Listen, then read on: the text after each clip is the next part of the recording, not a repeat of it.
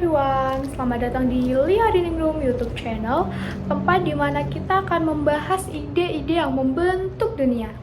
Nah, di video kali ini kita akan menyelami kisah seorang pemikir yang mungkin belum setenar Adam Smith dan Karl Marx, tetapi justru mampu mengguncang dasar-dasar teori ekonomi yang kita kenal saat ini.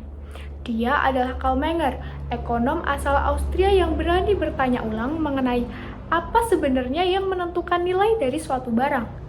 Maka bersiaplah teman-teman, karena melalui kisahnya kita akan memahami bahwa ekonomi bukan hanya soal angka dan grafik, tetapi soal manusia, pilihan, dan makna di balik setiap keputusan. Dalam dunia pemikiran ekonomi, nama-nama seperti Karl Marx, Adam Smith, David Ricardo mungkin sudah tidak asing lagi bagi kita teman-teman.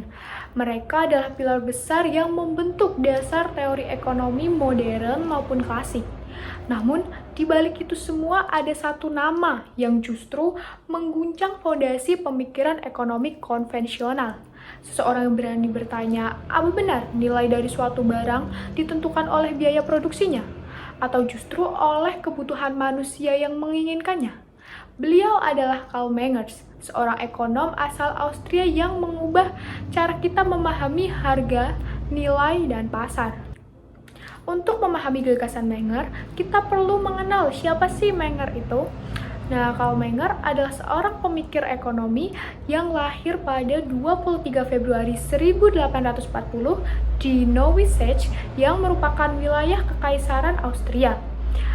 Ia tumbuh di tengah perubahan besar ketika sistem feodal mulai runtuh dan ekonomi pasar perlahan mulai mengambil alih.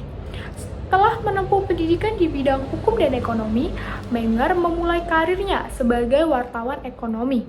Nah, dari pengalamannya itu, ia menyadari satu hal penting, bahwa teori-teori ekonomi yang diajarkan di buku tidak selaras dengan kenyataan yang ada di pasar. Oleh karena itu, ia mulai mengajukan pertanyaan-pertanyaan mendasar seperti mengapa harga bisa berubah begitu cepat, serta mengapa barang yang mahal untuk diproduksi belum tentu mahal di pasar. Akhirnya, semua pertanyaan-pertanyaan itu membawanya pada satu kesimpulan revolusioner yang berisi nilai tidak datang dari barang itu sendiri, tetapi dari penilaian manusia terhadap barang itu. Kesimpulan itulah yang kemudian ia tuangkan pada bukunya yang terbit pada tahun 1871 yang berjudul Principles of Economy. Dalam buku ini, Menger memperkenalkan teori nilai subjektif yang menjadi titik balik dalam sejarah ekonomi. Alih-alih menerima pandangan lama bahwa nilai berasal dari jumlah kerja atau biaya produksi, Menger menyatakan nilai muncul dari seberapa besar kegunaan suatu barang bagi individu dalam kondisi tertentu, waktu tertentu. Inilah awal mula munculnya konsep nilai guna marginal atau marginal utility. Nah, sebagai contoh teman-teman, air sangat penting untuk kehidupan, tetapi karena mudah didapat, nilai marginalnya menjadi rendah. Sebaliknya, berlian sulit ditemukan, meski tidak sepenting air, memiliki nilai marginal yang tinggi. Tak berhenti di sana, pemikiran Menger melahirkan sebuah aliran ekonomi baru yang bernama Mazhab Ekonomi Austria. Berbeda dengan pendekatan yang sedang populer di Jerman, Menger menekankan bahwa ekonomi harus dibangun di atas logika, individu, dan tindakan manusia. Ia meyakini bahwa ekonomi harus dimulai dari tindakan manusia yang rasional, bukan dari data statistik semata. Karena itulah, ia mengembangkan metode bernama praxeologi atau ilmu tentang tindakan manusia.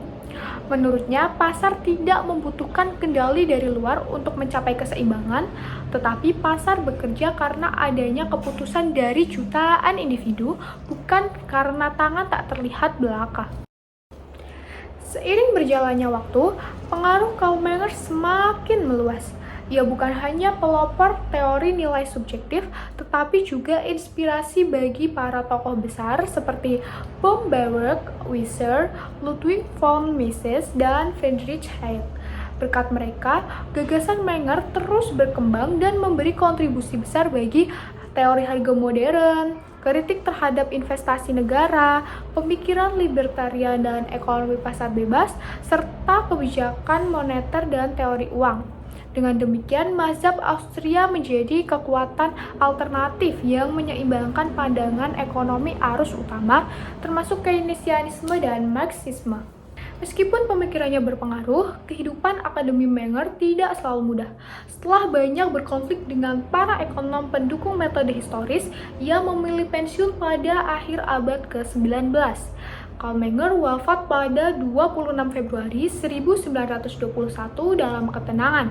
Namun ironisnya, justru setelah kepergiannya, gagasannya kembali diperbincangkan dan mendapat pengakuan.